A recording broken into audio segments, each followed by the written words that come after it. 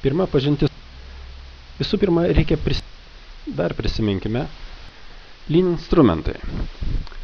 Pradėkime nuo vertės srauto žemėlapis. Kaip taikomas vertės?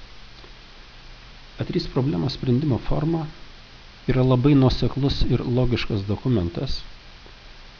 Jisai pasako, kaip konkrečiai Lean sistemoje ieškoma sprendimo. Jeigu mes pabandytume įvardinti, kuo turi pasižymėti problemos sprendimą aprašantis dokumentas. Tikriausiai mes norėtume, kad visa informacija būtų vienoje vietoje, būtų glaustai išdėstyta ir lengvai suprantama, kad teiginiai būtų. A3 forma yra A3 formato lapas, kuriame mes turime labai mažai vietos aprašyti problemos priežastis, sprendinį ir pasiekmes, rezultatus.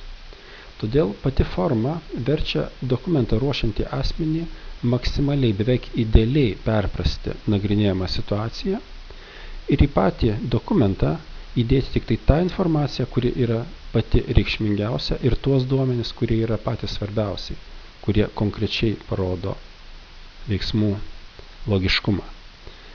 Pačioje formoje visų pirma nurodoma, kokia yra problema, pagrindžiamas, dėl ko ji atsiranda, kokiamis aplinkybėmis ir numatomi tikslai ir uždaviniai, kokią mes būseną norėtume pasiekti, kaip mes norėtume pakeisti savo procesą, koks jis turėtų atrodyti ateityje.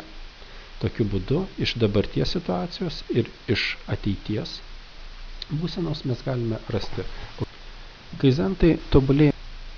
Kaizen struktūra.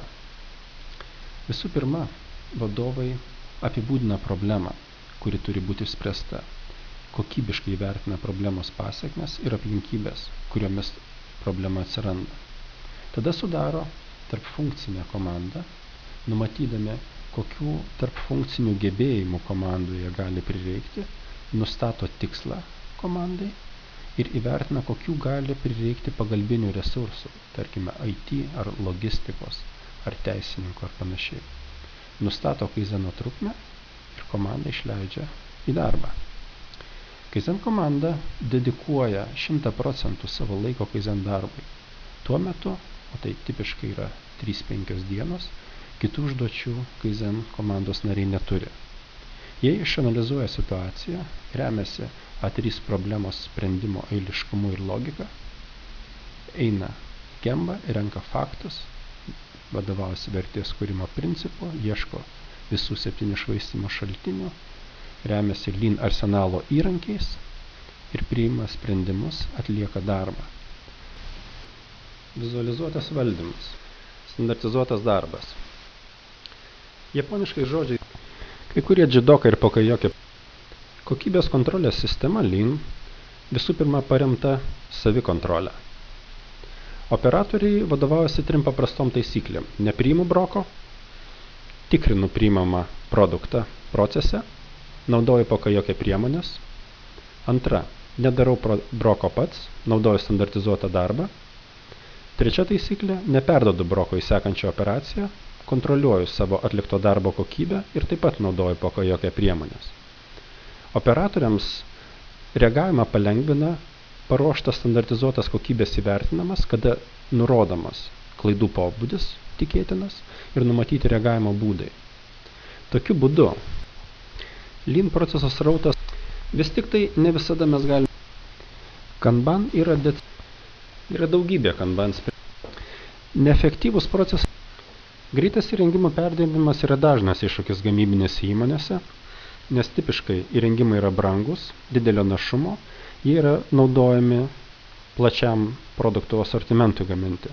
Kiekvieną kartą perinant nuo vieno produkto gamybos prie kito, mes įrengimą stabdome ir derinimo metu mes nepanaudojame įrengimo potencialo.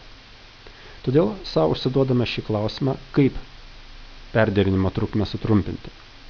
Jeigu užsiduotume savo klausimą, kiek laiko mums prireiks įsipilti stiklinę vandens, papildyti automobilio baką ir pakeisti visus ratus, mes tipiškai galvotume, gal tai užtruktų ir pusvalandį, gal ir daugiau. Tačiau taip pat gerai žinome, kad formulės komanda tam sugaišta gal tik tai 8, o gal tik tai 10 sekundžių ir todėl visiškai teisėtai sau galime užsiduoti klausimą.